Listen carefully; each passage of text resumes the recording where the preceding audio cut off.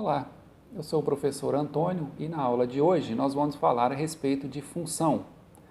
Função é uma matéria bastante importante, principalmente quando começa ali o ensino médio, primeiro ano, e ela é o começo do cálculo 1 para ensino superior. Função, sempre acontece uma função quando você tem um valor se relaciona a outro. Por exemplo, quando você pega um táxi, o valor da corrida de táxi, ele varia em função da quilometragem e do tempo. Um vendedor, o salário de um vendedor comissionado varia em função da quantidade que ele vende. Então, são várias as situações cotidianas que envolvem função. Por isso é que ela é estudada durante tanto tempo. Você vai ver que no livro de ensino médio, do primeiro ano principalmente, você tem quase 2/3 do livro somente para funções. É porque realmente é uma matéria bastante importante. Vamos começar com um exemplo que vai te dar uma noção intuitiva do que é uma função. Pessoal, acompanhe comigo o exemplo 1. Suponha que o salário de um vendedor de uma fábrica de calçado seja uma parte fixa no valor de R$ 900, mais R$ 2 por par de calçado vendido.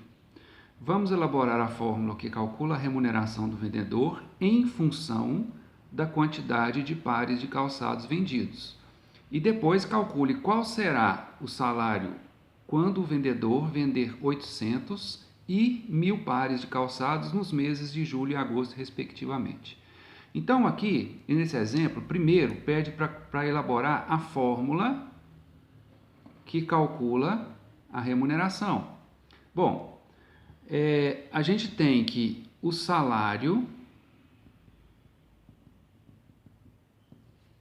a gente vai colocar em função dos pares vendidos,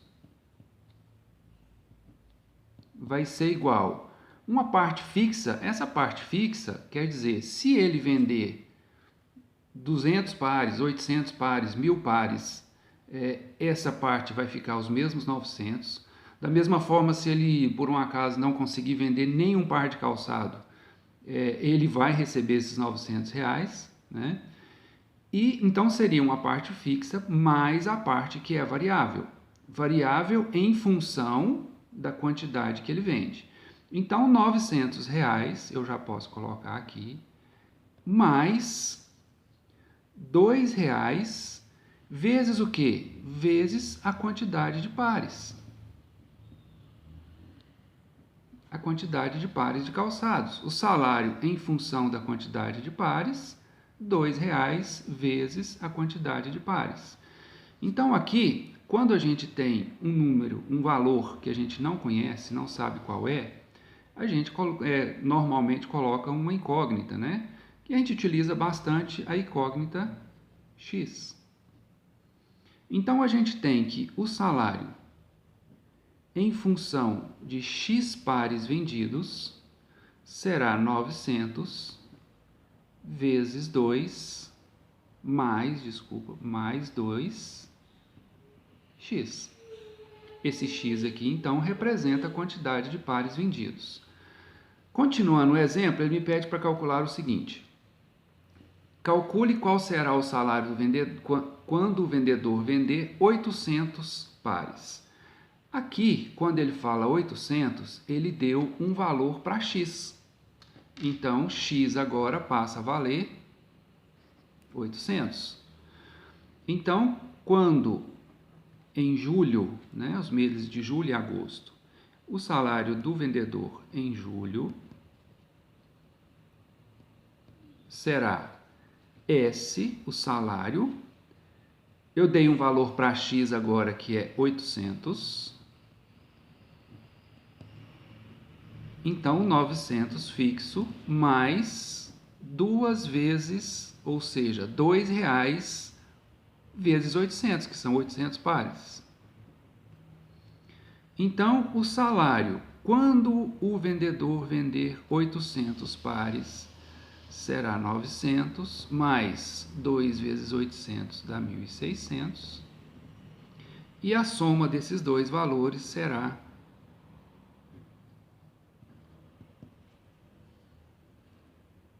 2.000. R$ 500. Então, eu tenho essa primeira situação, que é quando ele vende 800 pares, 800 vezes 2, mais 900. Agora, vamos calcular o salário de agosto. Em agosto, o enunciado aqui está dizendo o seguinte: em agosto, ele venderia 1.000 pares. Sendo assim, em agosto, eu teria S e o valor de X passaria a ser 1.000. Então, 900 mais R$ 2 vezes 1.000 pares de calçado. O salário, então, quando vender 1.000 pares de calçado, será 900 mais 2.000.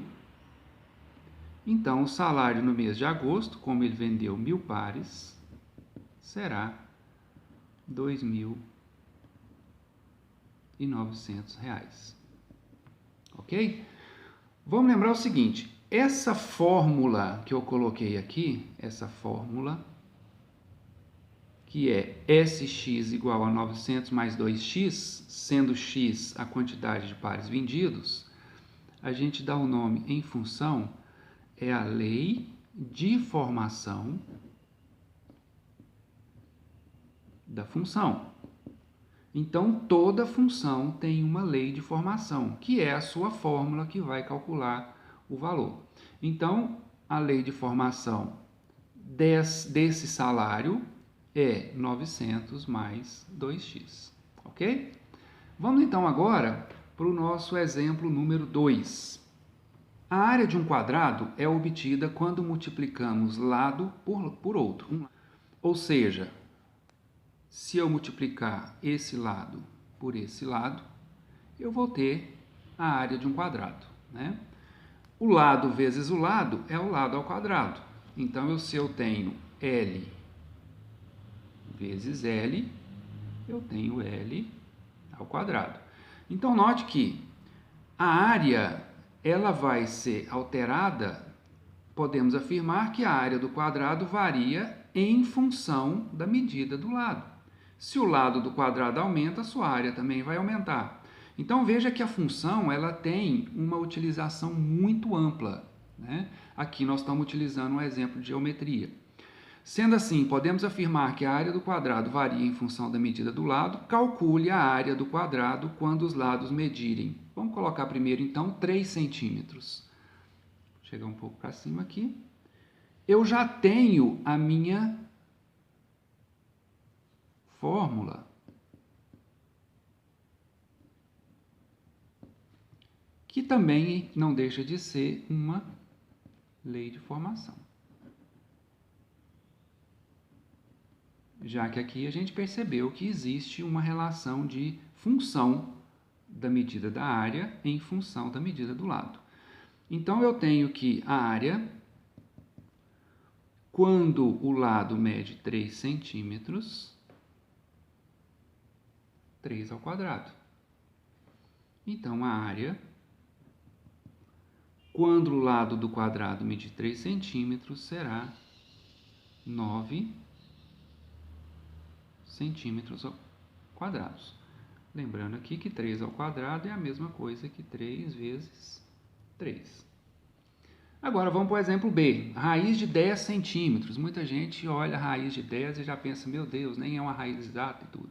Mas quando a gente elevar essa raiz ao quadrado, o que vai acontecer? A área, raiz de 10 ao quadrado. Aqui eu estou dando um valor para o lado, né? Vamos lembrar que a fórmula é L ao quadrado. Quando eu coloco que é 3 ao quadrado, o lado vale 3, então 3 ao quadrado.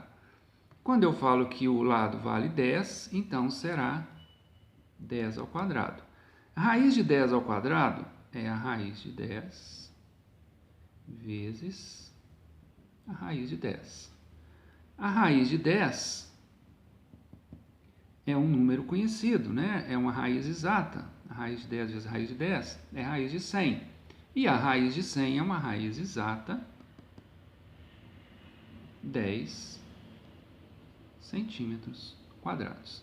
Então, nós temos aqui a área em função do lado, quando o lado mede 3 centímetros, a área será 9 centímetros quadrados.